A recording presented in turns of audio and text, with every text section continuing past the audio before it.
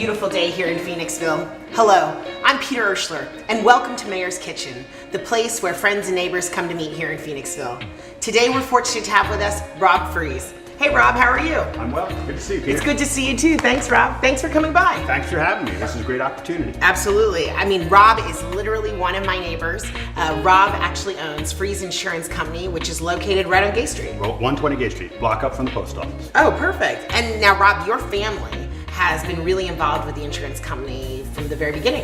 It has, actually. I'm the third generation to own it. My grandfather started it in 1933, and my son now works with us. So I've had the good fortune to work with my grandfather, my father, and my son. And I don't think there's a lot of people who have that honor. Absolutely. I mean, that's an incredible opportunity. We're very lucky. Oh, I wonder who that could be. It must be one of our Phoenixville neighbors. Oh, look who it is.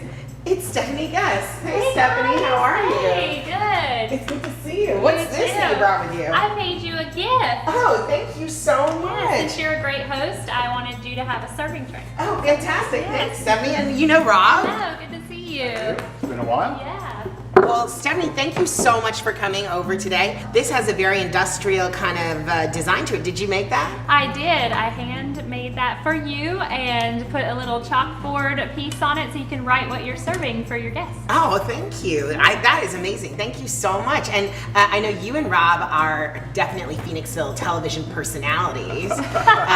We saw you co-host the Dogwood Parade. You and both you were reporting and hosting the Dogwood Parade. Is that right? Stephanie had the good fortune of being outside. I had the good fortune of being inside. It was pouring rain, so I'm not sure who had the better assignment. But it went well. I mean, you were inside with the mummers, I think. I was inside with the mummers and with beer. Oh, lots of beer. Well, speaking of beer, it looks like we have quite an assortment of stuff with us today. What are you planning on making for us today, Robb? Well, today we're making omelets. No, I'm just kidding. That's a much more nutritious way to start the day. So I thought with people retreating back inside that we might have a reason to raise a glass and celebrate life. So I'm going to spend some time today showing you how to make 3 different cocktails very simply. Oh, fantastic. Ooh, that well, sounds and great. now we have a serving tray too, so we'll be able to serve them. That'll be perfect. Perfect. So today we're going to make margaritas. We're going to make a simple margarita. So it's I don't want to say it's healthy, but it will keep you from getting scurvy. We're going to make what I call in and out martini and a Manhattan. So any place you'd like to start? You want to start with I love margaritas. That sounds perfect. Okay. Let's do So it. the margarita is mine's pretty simple. It starts with 2 limes and a lemon. And you can certainly, you don't have to do fresh. You can use the stuff that comes out of a bottle.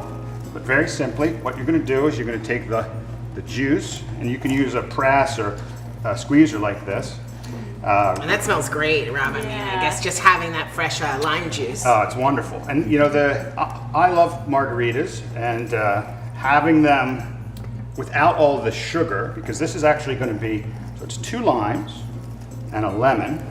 It's going to be tequila, a little simple syrup. Simple syrup, while we're doing this, simple syrup is equal parts water and sugar. Then you heat it up until it's all saturated.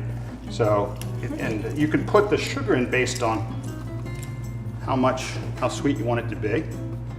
So we can pour it So you add it right into right that in lime there. juice. Yes, right in there. Oh, perfect. So then we're going to take and if you like to measure, measuring's good. I like to not measure because then it gets a little fun this way, and you can put in whatever level of liquor you want. So most margaritas though have a little orange in it, and you can either use orange, or you can use triple sec, or you can use Grand Marnier. So we put that in. Just mix it up a little bit, and for those of you who like it on the rocks, you can put the rocks back in. For those of you who don't want it on the rocks, take a simple strainer like that, pour it out, and then. And I mean, this is really nice and light and refreshing. Oh, we're hoping so. Yeah. I think It looks like it would be with the fresh fruit. fresh fruit. Oh yeah, it's great. And again, if you put a little fresh orange in it, finish it off with just a touch of that. And then if you take a wedge of lime or lemon, depending on which of those you prefer,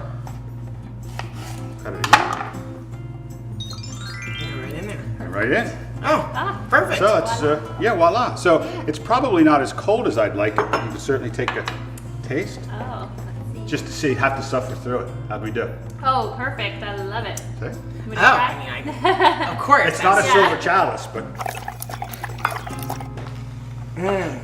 It's very good, and I like that it's not overly sweet. I Right. like that you don't use like a mix. It's right. got And a that's nice, and like light flavor to if it. you want to freshen it up even a little bit more, I recommend that you throw in a little tonic or club soda, so it just thins it out a little bit, makes it a little bit nicer. So go ahead and try that, and that way you'll see just the difference in the taste. It has a little more combination to it, a little Absolutely. bit more refreshing. And I think that that the nice thing about it, of course, you're less around the carbs, and it's you're still a little healthy there. Sure, let's go with that.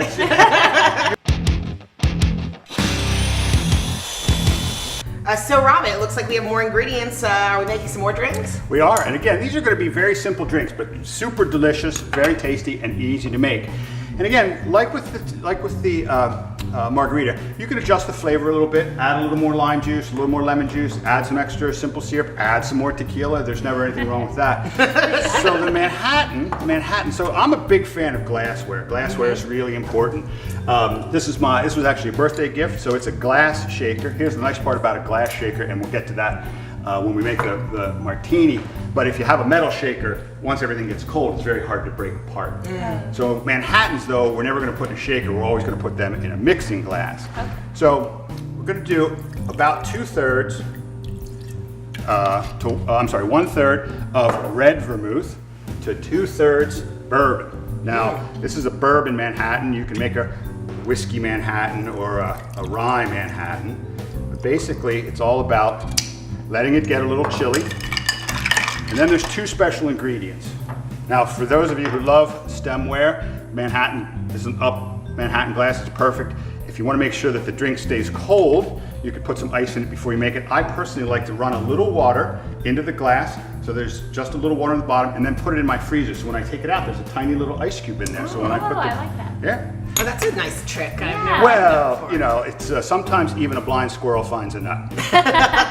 So what I've just put in are bitters. So bitters changes the flavor of the Manhattan a little bit. And you buy bitters at the You can buy it at the store? liquor store, you can Okay. buy it at the grocery store. So here's the secret, and this, again, you're going to adjust to how you want it. So it's the maraschino cherry juice. So we're going to stir that. And remember, don't shake this. A lot of people think you fracture liquor. This is just a nice way. Plus, it looks good. So if you're making drinks for people out on the counter, you're stirring this, you attract everybody's attention. So then we're going to take the strainer.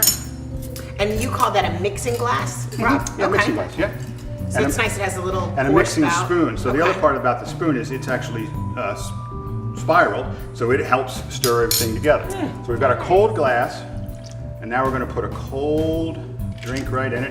And if you're really good, the amount of liquor that you put in there fits perfectly in there. Oh, yeah. That is a professional. Yes. Well, or just a very experienced drinker. So, and then we add the cherry. So now that's not a perfect Manhattan, because perfect Manhattans actually are made with white vermouth as opposed to red vermouth. That is a Manhattan that's perfect. Okay. So if you're really good, I'll let you pick it up without trying to spill it. I'm not even a bourbon drinker, and I definitely could drink that. Well, that's a good reason to start and drink bourbon. Clearly she's a bourbon drinker because she picked that up without any Yeah, fear of not spilling like me. it. Right down. That is delicious. Well, Rob, you said you had 3 drinks, so what's the third one we're going to have today? So I've saved the best for last. This is my personal favorite. I love making these. I really enjoy drinking these, but this next one is really my personal favorite. So we're going to make what's called an in-and-out martini. So the in-and-out martini is where we start with the base for the martini. And basically what we're going to do is we're going to swirl it around in the ice. Now, lots of times people think that you can only make martinis with white vermouth, the dry vermouth. I personally like a white Lillet, just a slightly different flavor. So what we're going to do is we're going to take the white Lillet and we're going to just put a little bit over the ice.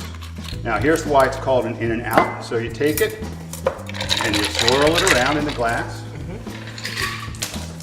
and then you pour it out. So you literally just dump it out. Yes, for those people who like dry martinis, it's good to keep the vermouth right next to the vodka, and that's sometimes as close as people need it to be. So what we're going to do is then we're going to put the vodka in.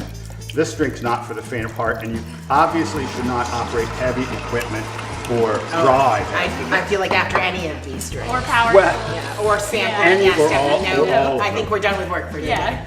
So far we just made the margarita right in the glass. We made the Manhattan in the mixing glass, and here we're actually going to make this in a shaker. So one of the nice parts about having a shaker is it's actually going to take little shards of ice, and it's going to keep the drink colder longer. So use the same strainer on the top, pour out the. Oh, and I even hear kind of some Right. of those little ice So you chips. can see the little ice chips that are in there. Now here's the garnish part. So you can use a garnish for either olives. So typically it's olives if it's a gin martini, and it's a lemon if That it's. skill. Yeah. So you want to make it real thin. Don't get any of the fruit on the inside. Here's the most important part. We don't care about the inside, which is why we don't want any of this. Actually, what we want is the oil from the skin. So if you twist it over the top, and then you run it around the rim. And that beautiful aroma has filled the air, that lemon.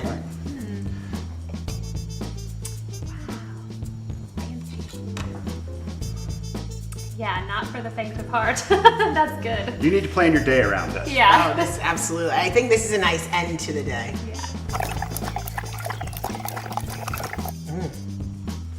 Absolutely. We do well. Oh, very good. And now we can try out your board, Stefany, right? Yeah. Perfect. So now we can also put the chalk on it. I think you brought a Yeah, piece of chalk. I can, since I learned all three of these drinks, I can. So they're all label M's: them. Manhattan, Okay. Margarita, and Awesome. Martini.